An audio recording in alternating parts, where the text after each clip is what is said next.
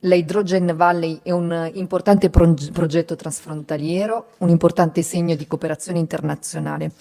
Per perseguire la carbon neutrality entro il 2050 sancita da COP26 di Glasgow, bisogna puntare su una transizione energetica seria ed in questo assume anche un ruolo importante la creazione di una filiera dell'idrogeno verde, ovvero produzione, logistica, trasporto e distribuzione dell'idrogeno prodotto da energia rinnovabile. È un passo necessario per aiutare la transizione energetica, perché contribuisce anche a creare nuovi posti di lavoro e il processo di decarbonizzazione con lo scopo proprio di mitigare gli effetti del cambiamento climatico. Ora le domande che voglio fare: come si sta muovendo la regione in questo momento per le aree portuali, che non hanno sostanzialmente il limite di 1 mega per la produzione di energia attraverso le comunità energetiche, e qual è invece l'andamento dell'elettrificazione delle banchine portuali, visto che ci sono state le gare a San Giorgino Garo e a Trieste, e quindi voglio sapere se sono iniziati i lavori e quando finiranno. L'altra domanda è: come possiamo sostenere la produzione dell'idrogeno verde,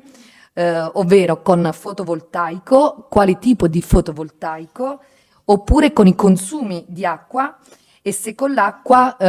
quale, visto che siamo in emergenza idrica e indicativamente gli studi ci dicono che per produrre 1 chilo di idrogeno da elettrolisi occorrono circa 9 litri di acqua, quindi per ottenere una tonnellata di idrogeno si devono consumare indicativamente 9.000 litri. Ultima domanda: se l'Hydrogen Valley produrrà 5.000 tonnellate di idrogeno, la domanda che faccio è questa: come verrà soddisfatto il fabbisogno delle imprese, visto che immagino parleremo di numeri molto più elevati in termini di consumi. Sarebbe una risorsa creare sicuramente delle comunità energetiche portuali dove verrà prodotto l'idrogeno verde, sull'esempio anche di altre regioni, come ad esempio la Puglia, che si sta muovendo in tal senso.